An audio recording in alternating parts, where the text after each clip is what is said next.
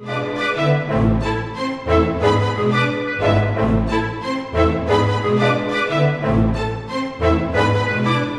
Jana Adams, and many of you may have read or seen our story with my daughter, Brooke Adams. She takes cannabis to control her seizures at school. The school district would not allow her to have it at school, and so we fought that and won our case last September. So she does attend school with her cannabis medicine. It's her rescue medication, just like an EpiPen. She needs it. So she's hopefully we're setting a trend or an allowance for other children to access as well. Many other states have already passed bills, and that's in the horizon as well. Dr. Bonni Goldstein is Brooke's doctor for cannabis, and when we first found out that she was an amazing doctor that could explain everything to us in understandable terms, I searched her out and started to take Brooke to see her. And I knew that once we were able to get in a place where Brooke is a little more stable, that I wanted to have the opportunity to bring this information to other people so that they could have this opportunity to give to their kids instead of medications that had intubated Brooke, had put her in the hospital numerous times. And with cannabis, actually August 2016 is the last time she's been in the ER for status seizure because of cannabis. So we are Whole Plant Access for Autism. My name is Rhonda, as she mentioned. So a little bit about our organization. We're a 501c3 nonprofit. We actually started the nonprofit last year, so we're only about a year old at this point. We work with families and kind of help educate them about how to use cannabis, how the benefits for specifically autism and other comorbid conditions. We also work with individuals and organizations within the cannabis industry, also the medical field and researchers. Founded by two moms, myself and my partner Jenny, who's over there. We both have children on the spectrum. We've both been using cannabis for years at this point, and we both have found success with using cannabis over pharmaceuticals. So we also, for education and outreach, we provide people with infographics to make things more visual for them. A lot of times people don't want to read a 15-page research article, and I get that. So we take that information, we try and put it into a visual for people to understand. So that's up here. We also provide them information about the cannabinoids, what they do. We do webinars, and we also go to various events like this, and we present, or we have booths to give out our information. We also have a website, and it's kind of hard to see, but we do have a members area that we have where you pay a small fee, it all goes towards a nonprofit, and these are all educational files that we have that you can access once you pay that small fee, and that helps again support the nonprofit. We had a poll in our support group. How many of the families in the support group, how many of you found a product on the first try that worked for your condition? I think only 50% said one. The rest were between 2 and 6 products before they found something that worked for their condition. So you can go, and I do still advise to go through all these check marks, make sure the product is safe, make sure it's clean, make sure it's something that's going to work for you long term, but also it has to work. It has to work. There's a product that we love in our support group. It has a really great discount for families with disabilities. It works for a lot of our families, but it doesn't work for my child. And so even though it's a great price point, and I wish I could buy that one and I could afford that all day long, I have to actually buy something that's a little bit more expensive because that's what works for my child. So instead of paying 2 cents a milligram for CBD, I have to pay about 5 cents a milligram. But it's what's the best interest of my child, and I will fork it out because it works the best. So, I mean, still do your research, but at the end of the day, does it work? If it doesn't work, don't give up, because there are, like I said, families that find 2, 3, after the 4th or 5th product, now they find something that works for them. So sometimes it does take a little bit of trial and error, trying different things before you find something that fits your needs. I think it's so important for people to get information, credible information. The internet's great, but sometimes there's stuff on there that's just shocking. And if you're making a decision for your health, for your child's health, for your family member's health, it's important to have good information. This is one of the things I love about what I do, is that I do get to just take the info. I'm a total science geek, so I totally geek out on this stuff, and then I like to break it down and then share it with everybody else. Because if we have knowledge, you have power. If you have power over your own health, you're going to make good decisions, and you're going to be able to reap the benefits of this wonderful plant. A friend of mine got sick, but she asked me about medical cannabis, and I didn't know anything other than, oh yeah, there's this law, and oh yeah, we used it back in college. So I decided to delve into the science to see if there really was something there. I hadn't dismissed it, and I do find a lot of my doctor colleagues dismiss it immediately. They refuse to say, is there something here? But hopefully, you know, things are changing for the better in terms of my colleagues. But I looked into it because my friend was really sick, and I couldn't believe what I was reading in the scientific literature. Everybody says there's not enough research, and that's true, but there is plenty of research to know that it is safe. They have been trying to find all the negative things for years. Remember, we live in a country where you're allowed to research cannabis for its detrimental effects, but you are not allowed to look for benefits. That's where we are now in 2019. As a Schedule I drug. You have to jump through 1,000 hoops to look for benefits. Our youngest patient's 6 weeks old, and I would have started him on cannabis at 3 days, but we didn't have the proper diagnosis, so we needed to wait. And my oldest patient was 100. I did a house call for her. If you had seen the box of medicines, it was unbelievable. 27 different medications at the end of life. Makes no sense. We have a changing demographic. Back when I started doing this in 2008, it was mostly people already using cannabis, had found good relief, and then just wanted to be part of a legal system. Now what it appears is that it's mostly people who are cannabis naive, who have already tried pharmaceuticals, have researched online, and now are trying to find something more natural or something that works a little bit better for them. 85% of our patients that come in have already tried conventional medication. It's still, in this day, not considered first line for many conditions, and people do follow the advice of their doctors and then find out that they're really unhappy with their medication.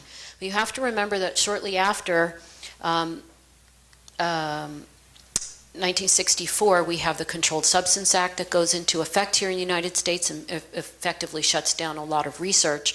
In 1970, it was put on the Schedule I, which it still is. I'm not allowed to write a prescription for cannabis. I'm allowed to write a recommendation. Schedule I means no medicinal value. That's not true. High abuse potential. That's not true. And lack of safety, and we know that's not true. So cannabis does not fit any of those criteria where it still lives. Anyway, it took a long time to figure out, yes, we know THC causes the high, but how does it cause the high? And in 1988, there was a major scientific breakthrough led by a female scientist at St. Louis University. I'll go into that. And then shortly after that, another breakthrough, which was the discovery of the endocannabinoid system and endocannabinoids. So discovery of THC, I've already mentioned. They isolated THC as the intoxicating compound, but the mechanism of how THC worked, it was 24 years before they figured out exactly how THC works in your brain. Remember, in 1988, we have the Schedule I in place. You cannot research natural cannabis. So they took synthetic THC, and they put radioactive dye attached to it, and they followed it in a rat's brain. And every single time, there we go. Can you guys see that? Every single time, pretend this is the THC with radioactive dye. It went, in through the bloodstream, and then it would attach to this, what we call the receptor. At the time, it wasn't called the cannabinoid receptor. Scientists knew about that receptor, and it was called an orphan receptor. Think of a receptor as a lock, and the chemical compound that binds to it is the key, okay? So This receptor was called an orphan receptor because they did not know what compounds were binding to it. It had been seen in the scientific literature. It had been seen on electron microscope. Scientists knew it was there, but they didn't know its function. Lo and behold, we give THC to rats with radioactive dye, and THC sticks onto that receptor. Every receptor you have in your body, you make the key for. Dopamine receptor, you make dopamine. Serotonin receptor, you make serotonin. Opioid receptor, okay, you don't make Vicodin, you make endorphins, right? So every receptor system is set up that there is a chemical, which is the key, and the receptor, which is the lock. So the scientists knew, here we have this receptor, we're calling it an orphan receptor, but THC binds to it. THC is a cannabinoid, we're going to call it a cannabinoid receptor. But guess what? We must make something within our brains or bodies that binds to that receptor, and they went in search of. And it took them 4 years, and they discovered that the cell kind of connected or on the receiving end of a message, and I'll go over that in a second, makes a cannabinoid-like compound to go back up and stick to that receptor. We do not have these receptors for THC in the plant. We have them because we make our own inner cannabis. We make our own inner THC. Everybody in here makes it.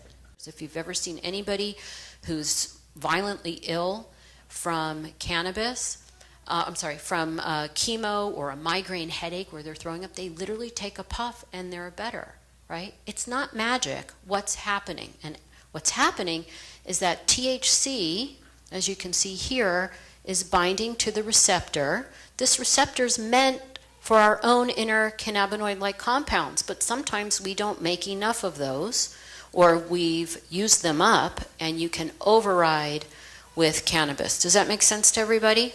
Okay, it's just a feedback loop. I like to use the analogy. If you are a type 1 diabetic, your pancreas stops, the cells get damaged, and your pancreas stops making insulin. Where do you have to take your insulin from? An external source. If your thyroid poops out on you, and you have low thyroid, hypothyroidism, I bet you there's a lot of people in here who have to take thyroid medicine because it's fairly common. What do you take? Thyroid medicine to replace. So when you take cannabis, you're augmenting or replacing the cannabinoids that you already make. This is why there's so few side effects. We have a system that is set up to handle these compounds, okay?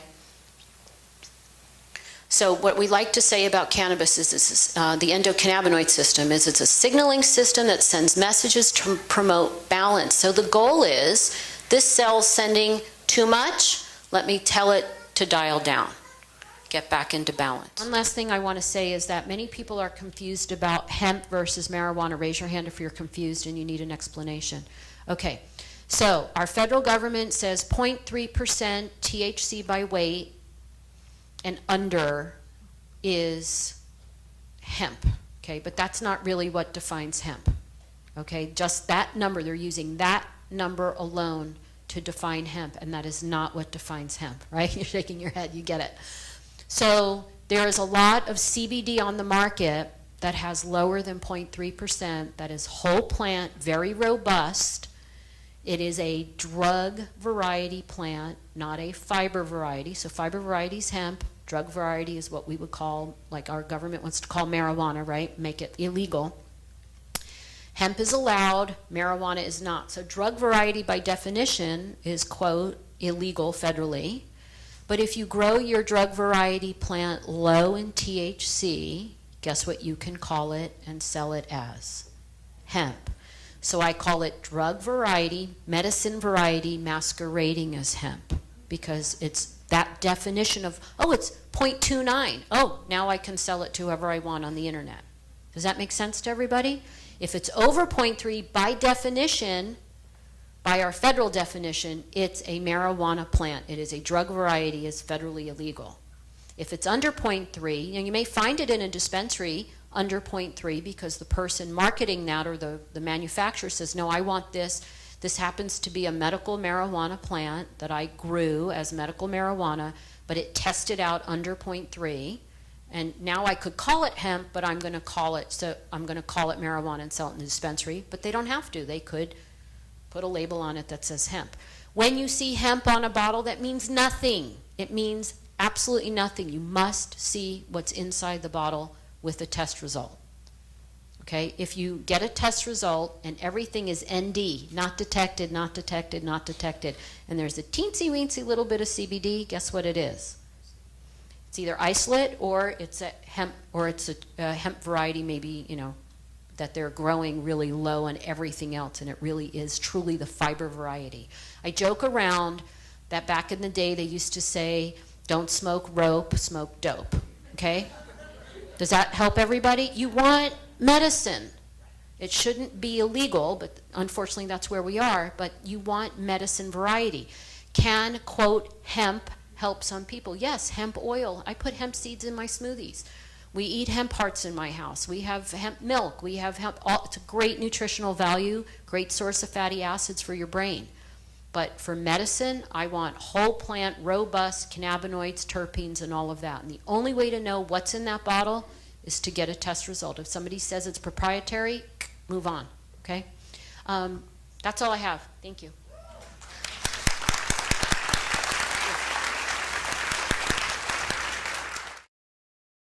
Because I suffered a stroke, a massive stroke in 2006. You could see the white area of my brain that doesn't exist anymore.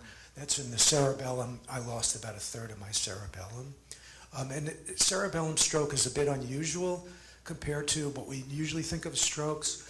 In the cortex, you suffer language decrements and so forth. It's not the case with the cerebellum. You're more likely to die, but if you recover, if you endure it, your recovery, you don't suffer the same kind of deficits you ordinarily think of with a stroke. So this was in 2006. I'm not going to go into a story about what happened to me personally. I mean, cannabis was very helpful. I want to talk more in general, what we know about cannabis and strokes and TBI. This is, and I'll share a few science papers. This is from 2014. And this is looking at the effect of marijuana use on people who have strokes. And basically what they found is that you're more likely to survive and have a better outcome if you're a marijuana user. So the quote from marijuana use is associated with decreased mortality in adult patients sustaining TBI. And what they refer to now is THC-rich cannabis. They were looking for, they would do a screening and who had what in that regard. So why is this the case? Well, to go back to a foundational science study published in 1998, which has been very significant, that it formed the basis of a patent that the U.S. government claimed on the antioxidant neuroprotective effects of cannabinoids. This has been misrepresented by the CBD industry as a patent on CBD. This was a patent that the government took out, but based on cannabinoid research, both THC and CBD. So I should point out that this particular study was done by scientists associated by the National Institute of Health. There were 4 scientists who authored this paper, including a Nobel laureate.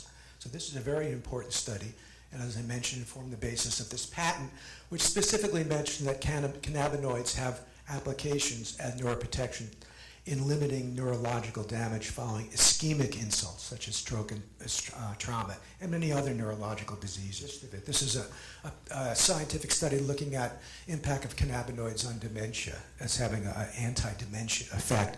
And it says cannabinoids protect neurons on the molecular level. The progression of brain aging and the pathogenesis of neurogenic diseases are suppressed by cannabinoids. This is not a controversial thing in science. This is understood to be the case. What's interesting is if you go back about 5,000 years, the ancient Chinese said the same thing. And the first medical text ever assembled by humankind, the first pharmacopoeia, when referring to cannabis, which was described as one of the supreme elixirs of immortality, said to confer longevity, you see from the medical text, protracted taking may make one fat, strong, and never senile. That's the key part. So somehow they knew back then what we're just figuring out today, and with all our modern science. Okay, so the question is, so why is this? Or how does this happen? What's the gist? And as Bonni and others have pointed out, essentially what the cannabinoids do, the plant cannabinoids, they augment and mimic the effects of the endogenous compounds, the endogenous cannabinoids. And the endogenous compounds are part of the endocannabinoid system.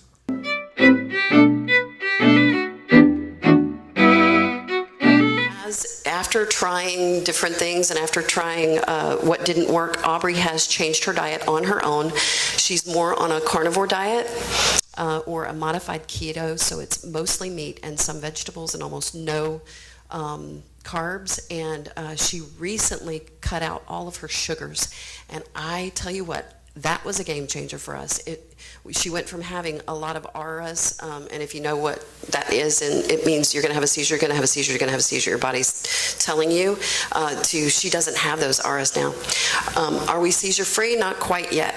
But another thing that I really want to touch on is the emotional healing.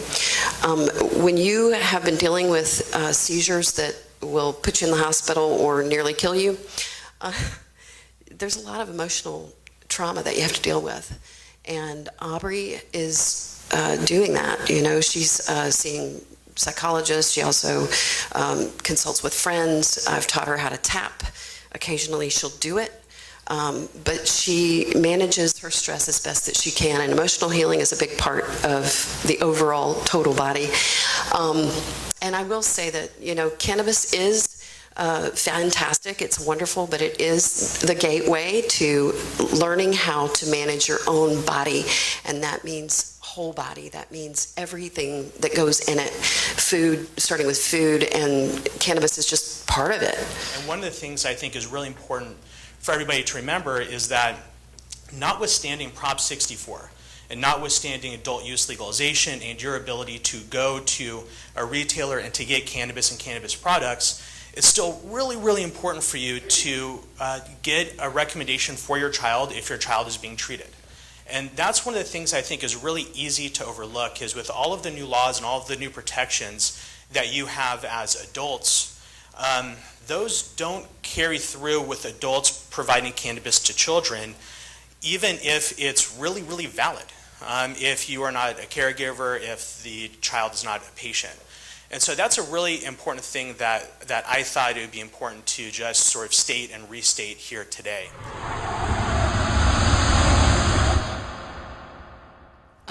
So here in California, there are a handful of doctors that are involved in a group called Society of Cannabis Clinicians. The website is cannabisclinicians.org, I think, or .com, but try cannabisclinicians.org or .com.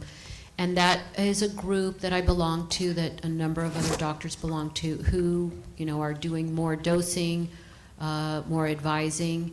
Luckily, the pool of physicians who are doing this is getting larger, so there are a lot of doctors, both in Northern and Southern California, that are part of that group. And out of state, so if you have any loved ones out of state, I often refer people to Realm of Caring in Colorado, who they're a nonprofit as well, and they keep a list of physicians who are in any state. So there's doctors in New York, and apparently in Tennessee and Oklahoma now there's some doctors doing this, Florida and so on. So Realm of Caring, I think it's roc.us is their website, or the roc.us, and they also keep a list. You might have to call them to get that list. And after we got here, it was a while before I dialed into the fact that we needed CBD, believe it or not. But once I put her on it, it was about a 6-month period. It took about 6 months, and I saw the light bulb go on. And I saw some cognitive repair. I saw her eyes get brighter. She was reconnecting in areas that I hadn't seen happen. So it sometimes it does take time, and even now, with her changing her diet and not eating so much Chick-fil-A, and she had a big sugar addiction. When she got the sugar out of her system, I saw another marked difference with her cognitive ability.